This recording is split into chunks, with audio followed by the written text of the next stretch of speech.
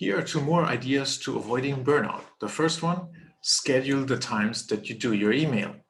It's so funny, a lot of these reasons we feel so frazzled and freaked out is because we're constantly checking our texts, constantly checking into the world, constantly checking into other people.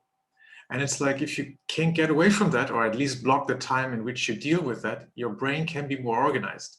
It's like I'm never frazzled unless I interrupt the things I'm doing with something I shouldn't. A call or checking in my inbox all of a sudden. And now I feel more frazzled because your brain can only take on so much. So focus on one thing at a time, including your email. Just decide you're only going to check email twice a day, for example. Pick the times you're going to check that email and reply to that email, and that's the block of time that you're going to do it. No one needs to hear from you every 5 seconds. And if you followed them to believe that, or you allowed them to believe that, you're just not managing your life and you can't blame them. It's your job to set those boundaries. It's your job to set the expectation when people will hear back from you. Now, some of you will say, well, I can't possibly do that. I'm in customer service. I have to reply to email all day long. And I would say, okay, if you're in customer service.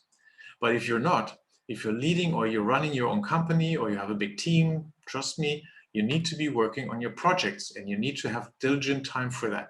That is protected away from checking in constantly. The more you are checking in constantly, the more you are checking out of productive work that you could be doing on your projects. So focus. That will help you so much. And last, to avoid burnout, please ask for help. Too many people don't leverage their team, their comrades, their friends, their family for help. If you're just struggling to take care of the kids, are there any in-laws nearby? And even if you don't like them, is there someone around who could help with those daily tasks, those simple things that, whether it's getting a personal assistant or it's just asking your friends for some support on some simple things. But too many people don't ask for help, and so they're burning out constantly because they feel like they're a martyr. They have to do it.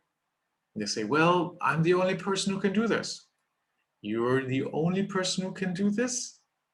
Let's check that ego at the door. You're not the only person who can do anything. Somebody could step in and support you.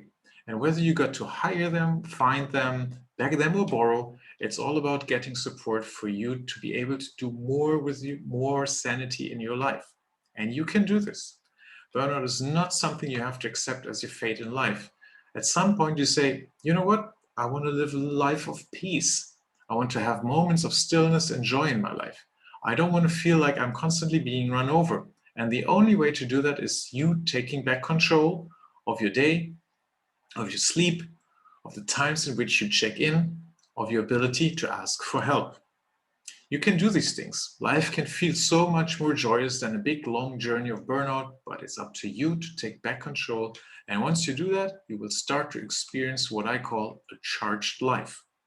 So if you want to have more help from me personally to get you out of burnout, beat burnout once and for all, and get back to peak performance, click the link in this post and join my online course, and I hope to see you there. Thanks.